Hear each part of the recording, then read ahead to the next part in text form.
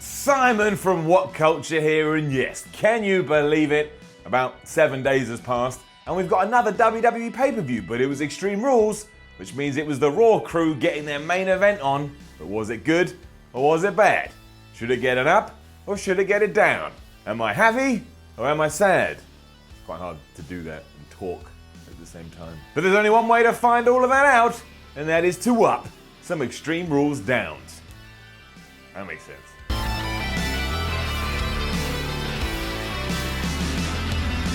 We're going to start with the pre-show, and we're going to start with a solid up, because Kalisto and Apollo Crews went out there, and they had a nice little match. They didn't tear the place up, but it managed to progress the Titus O'Neil story on, and the two worked their ass off. That's all I can ask for a pre-show. Can't ask for anything more. So they gave me what I wanted. Now though, we do need a big step forward. They either let Apollo Crews turn on Titus and be like, your advice doesn't work, or embrace Titus and be like, look man, I lost to Kalisto here. I need your help. He can go proper heel. Titus is a good manager, so he can talk for him. And I think that's a good spot for both of them. And it's not like WWE has any huge plans for Kalisto, so he can be the whipping boy here. And besides, 50-50 booking.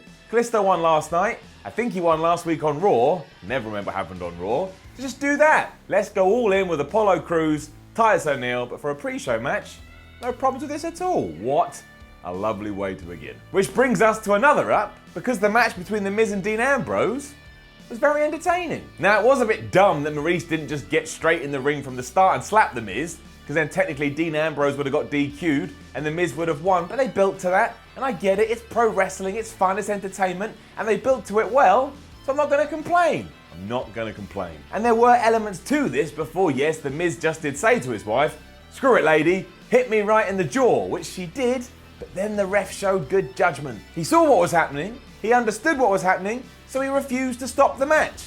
You know, because he's a human being and he can figure all that stuff out. Sometimes referees are treated like, duh, I'm so stupid. But here, again, human being, had a brain, had an IQ and went, that's not going down like this. I understand the rules, but don't manipulate me. That led to Maurice being ejected, which was another smart ref call, which then led on to the finish. The Miz pushed Ambrose into the ref, then Dean pleaded his innocence. The ref was a bit confused, and in this confusion, the Miz snuck up on Ambrose, hit the skull-crushing finale, and won the match. So he basically used the stipulation to benefit him, and they told a nice story. And there were a few holes in there. Screw that. Wonderful. The Miz is the new IC champion, and I thought this was great. Now, I do hope that Ambrose and The Miz goes off in different directions, because we have seen this match about 9,000 times, but on this night, thank you. We do arrive in down territory now though, because Noam Dar and Alicia Fox versus Sasha Banks and Rick Swann, pointless. Down. This felt like a quick match we would have seen on any episode of Monday Night Raw, and they're only really here so they could be on the Extreme Rules card. At least they didn't change the ropes though, because it wasn't technically a cruiserweight match, and that would have been dumb. Banks and Swann won. I kind of stopped paying attention because I didn't really care. There was no reason for me to care. When all was said and done, I was like, meh. And meh is never good. Meh, however, is better than bad though, and good grief. Bayley versus Alexa Bliss was bad, and that is getting her down. How on earth WWE can book two super talented performers this bad is beyond me, and it's got to the point of lunacy because Bayley, the lovable, happy, she's so wonderful Bayley, got booed. And it's no real surprise because she is booked like a joke, and when Bayley did get possession of the kendo stick here, she was either too nice to use it, which is ludicrous given how much she's been bullied the last few weeks, or she was too clumsy to use it. So we've got too nice, probably shouldn't be a pro wrestler, or too clumsy, so not a good pro wrestler. And Bayley is neither of those things, so why is she being treated this way? She basically got her ass handed to her by a super cool bad guy. What a great way to book your babyface. Unsurprisingly, that led to Alexa getting the big stick, beating up Bayley for a while, hitting a DDT, and then just winning in about 5 minutes. This was really dumb though, and how it helps Bayley is beyond me. She's got no fire, she's got no momentum, I have no idea what you do with her on Raw.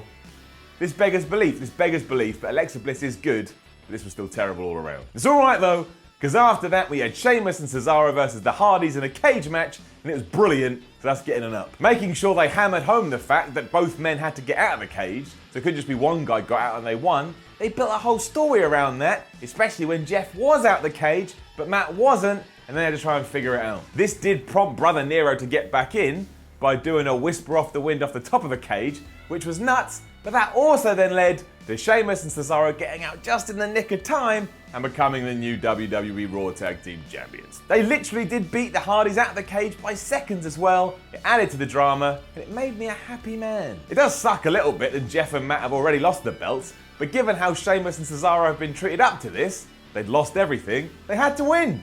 And they did win, and everybody held their own, everybody was great, so I can't complain. And now, I excitedly await the fallout, and also, keep things crossed, the broken universe isn't too far away. And another up, because Neville versus Austin Aries was top. The two had a great match as you'd expect, and Neville came out the winner, which I actually like, because now he's a super strong champion, and hopefully WWE can kind of tweak and shift Aries off in a new direction, because I think he needs that. What's getting it down though is the crowd. Now I don't blame them at all, because WWE has basically taught everybody not to give two hoots about the Cruiserweight division, but they were dead for this. When you've got a dead crowd, it does take something away from the match. So yeah, so down. That's not on the wrestlers though. They did all they could, but still, sucked. The Drifter, however, is going to get a massive up, because he's like the only real heel on the whole roster. He came out, played his guitar, sang a rubbish song, everybody hated it, but they hated it in a way they were like, oh man, somebody whooped this guy's ass, somebody eventually will whoop his ass, that person will benefit, the Drifter did his job,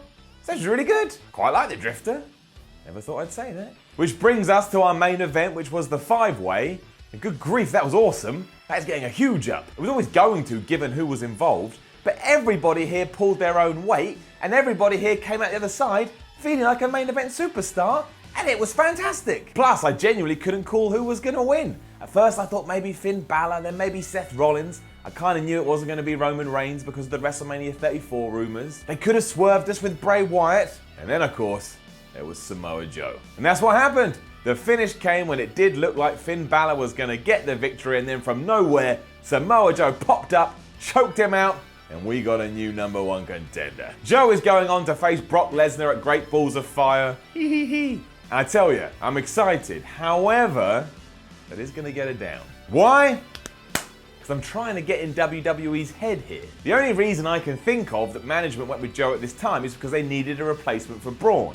And that word replacement is bad, because replacement means one and done. They'll fight at the pay-per-view, it'll be awesome, it will probably be one of the best matches of the year, but then that's it. The two are going to break off, and that's not what I want from Joe versus Lesnar. There's nothing wrong with that, and to be honest, I should just be happy I'm getting it to begin with, because there was a time where I was never getting that, but I want a long program between the two. I want 3 to 5 matches where they kick the crap out of each other, and here what could happen is Lesnar just whoops Joe's ass, and that's it. Joe has to go on his merry way. That, however, is pulling at straws. I thought Extreme Rules was actually really good, mostly because that main event may be the best pay-per-view main event on WWE TV we've had in 2017. Hopefully WWE capitalizes that tonight on Raw, make sure all of the people in this match go on to bigger and better, because then Raw's main event scene is actually starting to feel quite electric. And given the ratings, we need an electric main event scene. Still though, a definite win for Team Red. Now don't forget to let us know what you thought about Extreme Rules in the comments below. Like, share and subscribe. Go to WhatCulture.com for more ups and downs articles. Follow WhatCulture on Twitter at WhatCultureWWE. Come say hello to me at Simon Miller 316. And yes, if you've been watching this and going, Miller looks a bit bronzed, I'm a bit bronzed. I'm not going to go into the reasons why. The evidence is out there, and that can be your adventure for the day to try and figure it out. I'll see you soon.